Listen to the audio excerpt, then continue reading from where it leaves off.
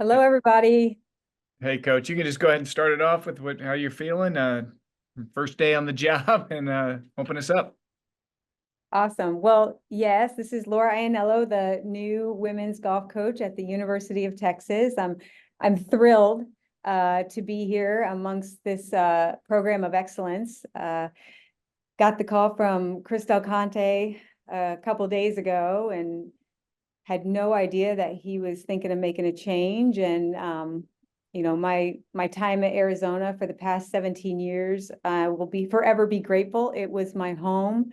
It's my alma mater. I've done great things there, but the call to Texas really, like, it just excited me in a way that I hadn't felt in a long time. And when you get that feeling, that rush of adrenaline and tears in your eyes and goosebumps because you know it's an opportunity of a lifetime.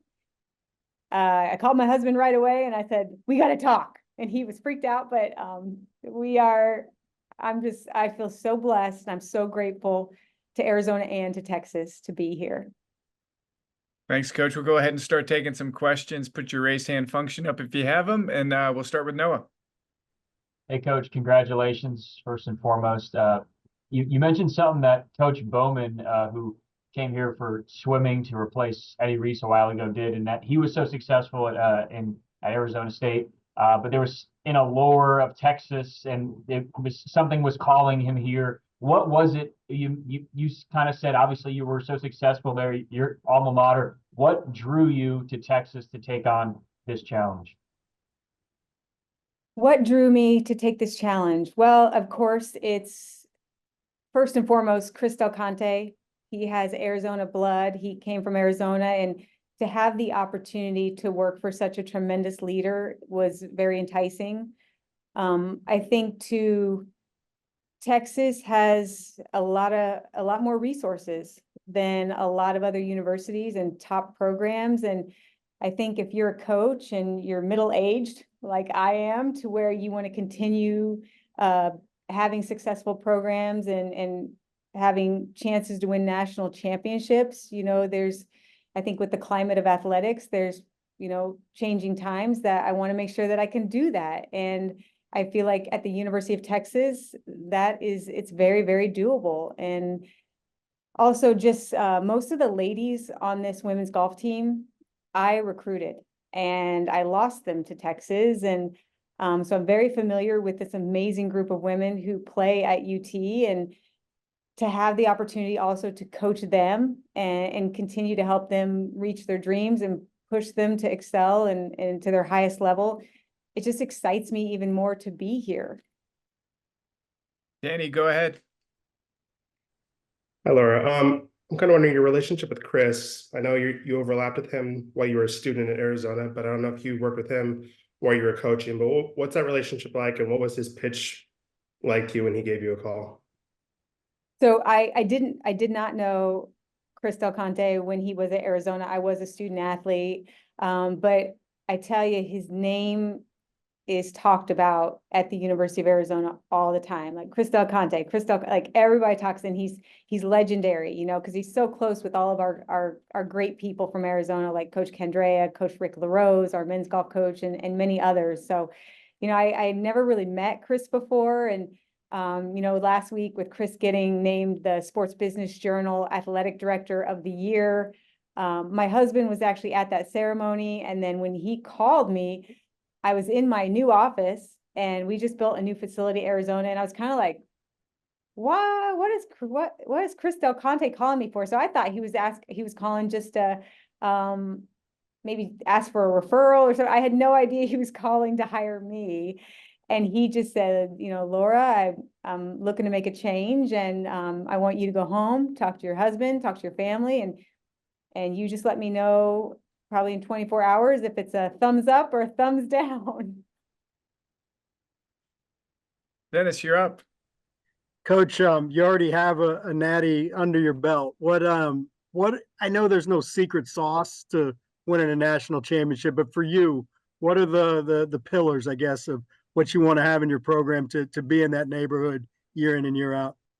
Yeah, well, it comes down to the people who are in your program, the women that play and represent your program, making sure that they're good people, because if you got good people who believe in each other and believe in themselves, and they you know are in a stable environment, a positive environment where they can do great things, that is of most importance, I think, of having a coaching staff that can help them, push them, add a little structure, but yet have flexibility, because in a sport like golf, it is still very individualized.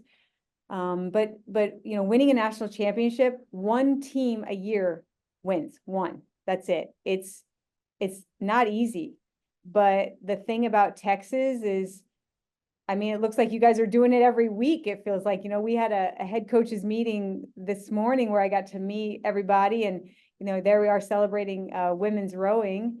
And it's just like, oh, just like another win. Congrats. Big, it's a different culture here. It's a different level. And, I've won at Arizona. And so this is what motivates me also to come to a place like Texas is, they have never won a national championship at the University of Texas. And so I find that that's a challenge for me. I would love to be the first coach to win a national championship. But any coach that comes to Texas, that is their goal. They want to win at the highest level, and we're going to be expected to win at the highest level. But what comes with that is just running a really good program with good people, and making sure that the staff supports those young athletes, and making sure that we retain our athletes, our solid athletes, and then also making sure that we recruit and strategize getting the best recruits in and out. And I think UT, with their facilities here and the resources that these athletes are provided on campus, is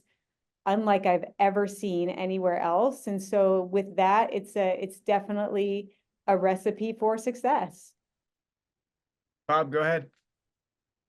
Hey, Coach. Bob Blue, CBS Austin. Nice to meet you.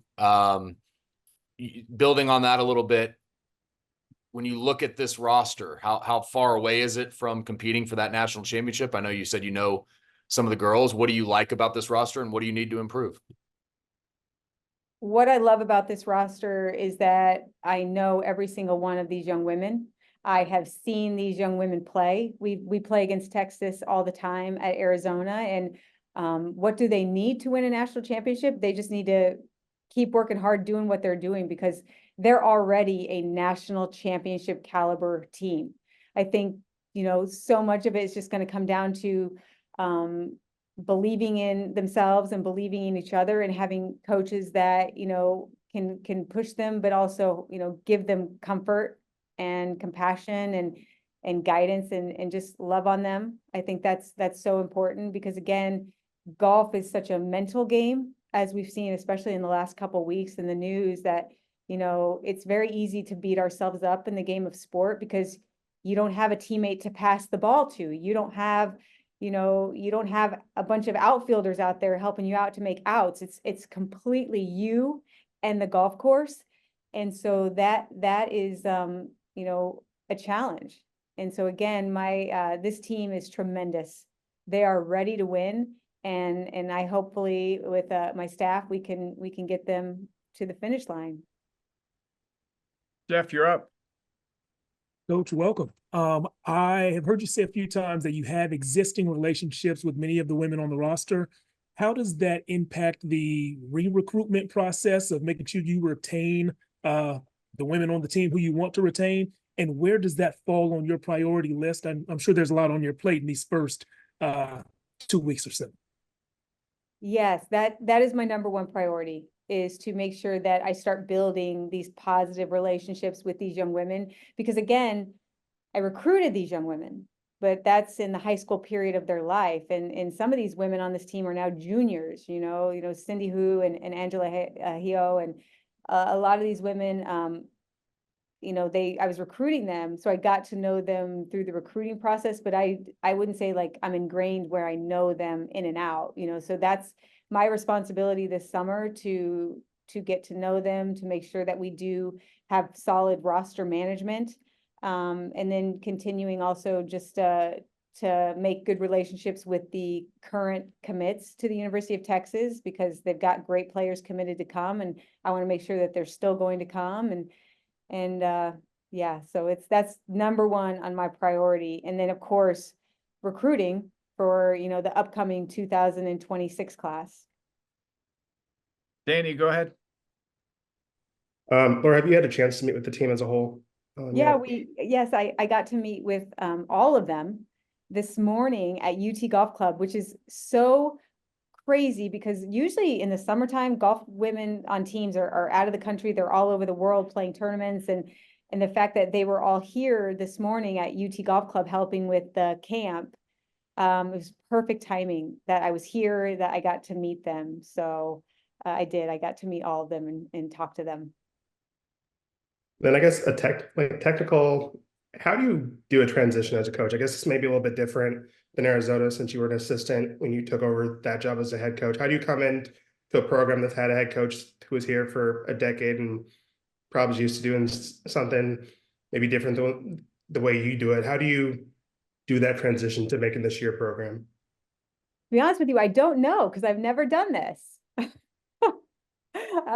No, I really plan on continuing to do what I do best, and that is really dive in and communicate with these young women on the team, get to know them, and then run a structured program where we do things together, we practice together, and have fair qualifying to understand who's going to be traveling, who's going to be playing, because this team is incredibly competitive. So I think even just choosing the top players for the lineup, I think it could be challenging. But as for, coming into a new school as a new head coach, it's uncomfortable. There's going to be questions. It's, even me leaving a place like Arizona, where I've been coaching now as an assistant and head coach for 17 years, I was pretty comfortable.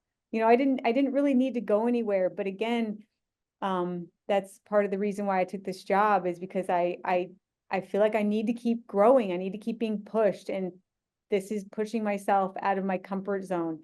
There's so many new things here at Texas that I'm going to have to learn, but I'm excited and invigorated to get going about this, because I want to do something special here at UT with the support that we have. And I think the women, I'm honest with them. I tell them, I said, this probably is a little uncomfortable for you right now because you don't know what to expect. I'm a new head coach, but I said, I promise I will bring positive energy, a consistent attitude. And I said, we're going to have fun, and we're going to work hard, and we're going to win championships, because again, that's what it's about.